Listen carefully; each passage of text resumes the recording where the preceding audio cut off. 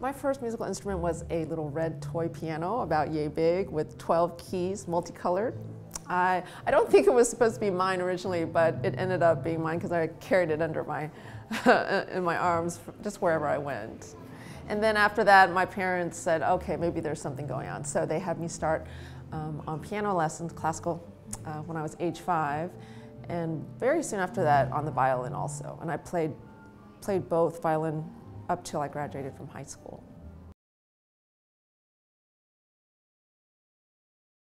I was all classically trained. You know, I studied with a teacher of the Russian school, so that tells you a little bit about just how intense and rigorous it was. I remember her saying to me, you can only listen to classical music because that's the only real music. And I remember in middle school, I'd be sneaking off with my friends to listen to Michael Jackson and Madonna, and there'd be this guilt in the back of my mind.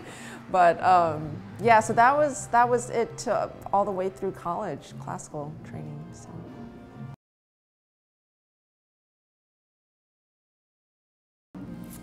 Well, you know, looking back, I can't believe I went through 4 years of high school. I went to the Performing Arts High School in Houston, HSPVA, where so many of the great young artists today come from. People like Jason Moran, Robert Glasper, Eric Harlan, Kendrick Scott, Jamira Williams. It's crazy.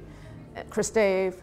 I went there for 4 years, right across the hall, and never had one musical interaction. And I was just so like blinders on, you know, classical, classical, classical.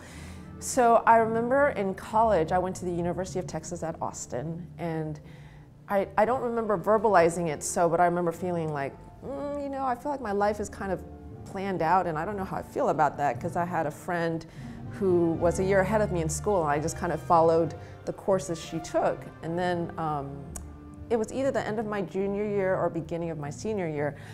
She said, let's go hear Harry Connick Jr. And I remember thinking, who's that? And she's like, don't worry, he's really cute, you'll like him.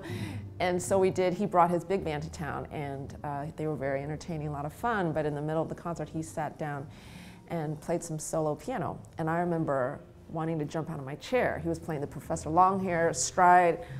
You know, I was like, how come no one told me about this? And the music was so alive, the feeling of the swing. I didn't know it was swing at that point, but there was this vitality, this energy, this just grabbed me in a way that classical music never did. So after that concert, I just went to the library at UT, the music library, and checked out whatever I could find. I had no method. I was just like, whatever, okay, this jazz, reading books, like, oh, these are artists maybe I should listen to.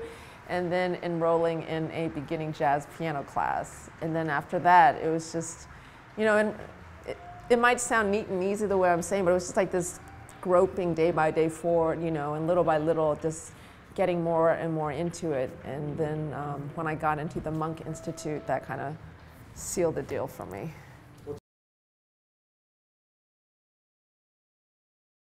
Yes, oh totally. You know, I think I would recommend, now that I've done some teaching, everybody check out classical music, because there's a whole world of repertoire that it's music, but also just giving you an idea of the range and the breadth of composition, textures, all that stuff.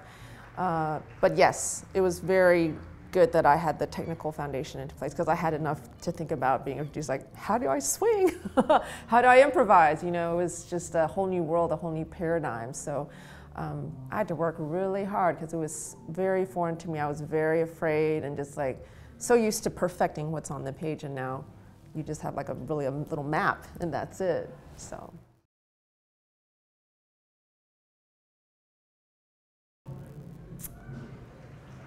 You know, I don't. Isn't that awful? Well, okay, I remember at UT, when I was still learning, I think I did a background gig for some school function. And it probably paid like, no, actually, no, what? Sorry. I did gigs in high school as a classical pianist, because that was something the Performing Arts High School did. People would want music for their various functions, and they would match us up. But if I would say as a real jazz pianist, I think it was at this place called the Wonder Bar in Boston. And I played there every week, and I think we got paid $50 a gig. All of you? No, I mean each of us. So maybe total, it was a trio gig, so 150 total. Hey, I learned. That was a great thing to have, just to have to play every week and You know, it wasn't about the money. It was just like, I'm doing a gig. So.